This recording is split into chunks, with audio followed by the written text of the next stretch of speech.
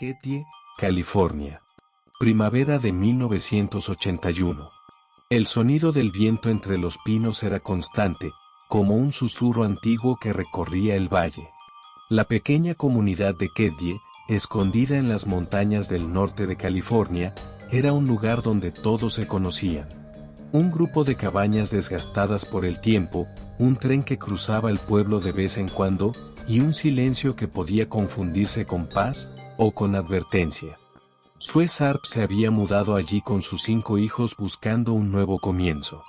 Escapaba de un pasado marcado por el abuso y la pobreza. La cabaña 28, modesta pero suficiente, se convirtió en su refugio.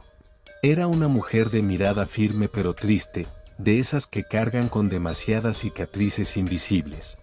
Trabajaba duro para mantener a sus hijos, siempre con una sonrisa que ocultaba el miedo y la culpa de no poder ofrecerles una vida mejor.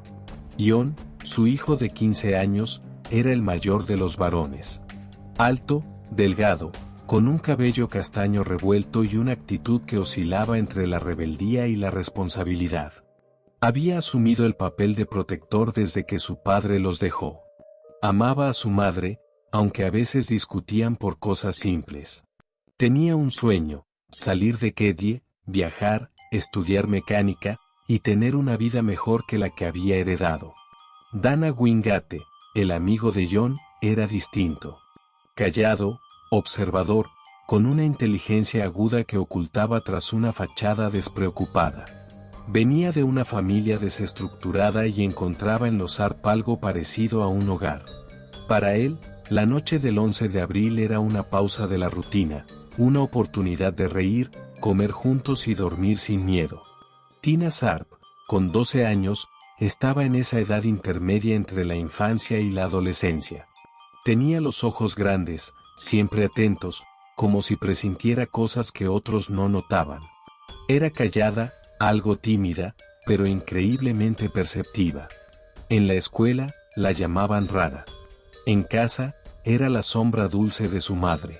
Sheila, de 14 años, era fuerte. Había aprendido a cuidar a sus hermanos menores, Rick y Greg, como si fuera una madre sustituta. Esa noche había dormido en casa de una vecina, escapando por un rato del caos doméstico. Nunca imaginó que esa decisión le salvaría la vida y le cambiaría el alma. La cabaña 28 no tenía cerraduras fuertes.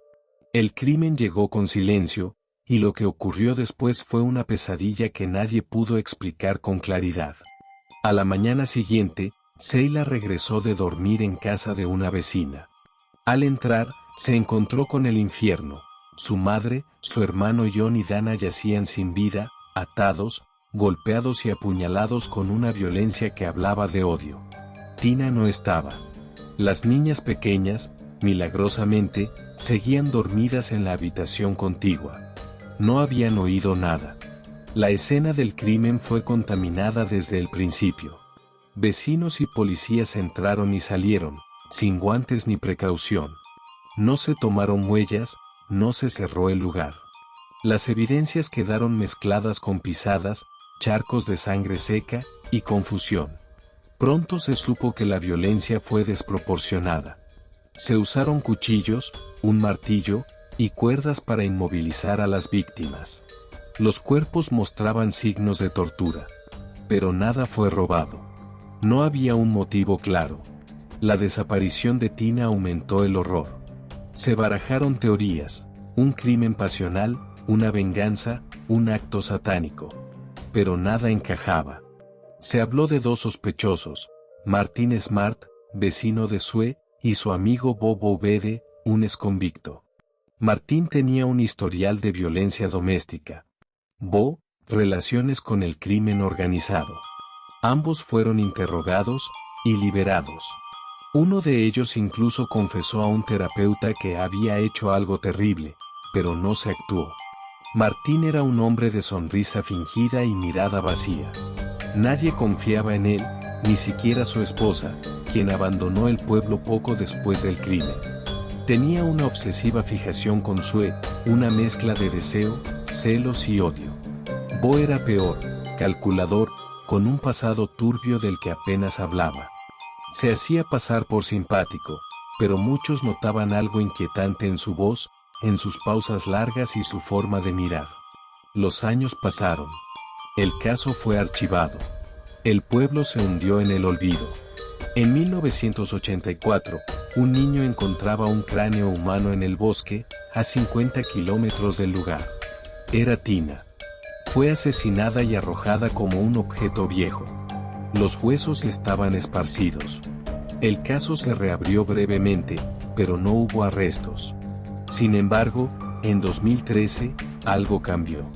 Un nuevo investigador del condado reabrió el expediente y descubrió pruebas que habían sido ignoradas, grabaciones extraviadas, testigos que nunca fueron entrevistados, y una carta de Martín en la que afirmaba: «He pagado el precio por hacer lo correcto».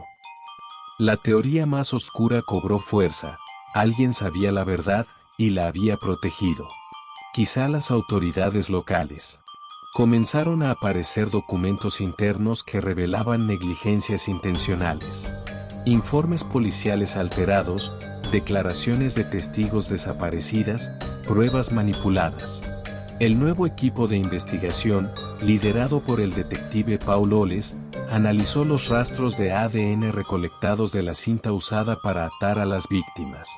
En 2016, una coincidencia parcial en una base de datos sugirió que uno de los asesinos podría ser familiar de Martin Smart. Se localizó a antiguos conocidos del entorno de Bobo Bebe. Uno de ellos confesó que Bo había hablado de una noche en la que la sangre no paraba de salir. Esa declaración, grabada en video, reabrió la posibilidad de imputaciones, pero ambos sospechosos estaban muertos. Sheila Sharp, ya adulta, participó activamente en las nuevas investigaciones. Aportó recuerdos reprimidos, se sometió a hipnosis y reveló detalles que antes parecían irrelevantes. Recordó que Bo tenía un cuchillo militar, que siempre miraba a Tina con una sonrisa que la hacía estremecer.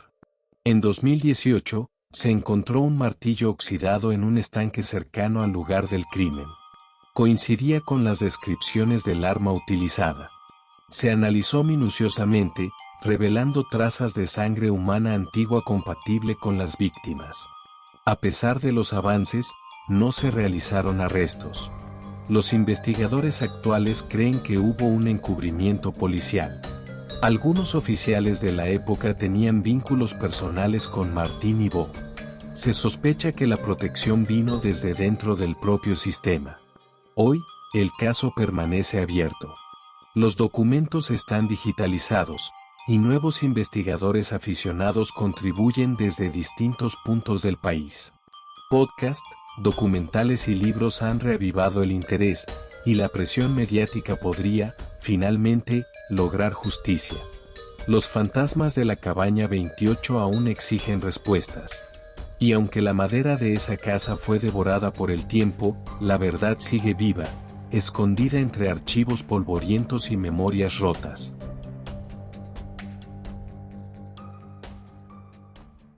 Si te gustó esta historia, suscríbete, dale like y comenta para más contenido sobre historias de terror.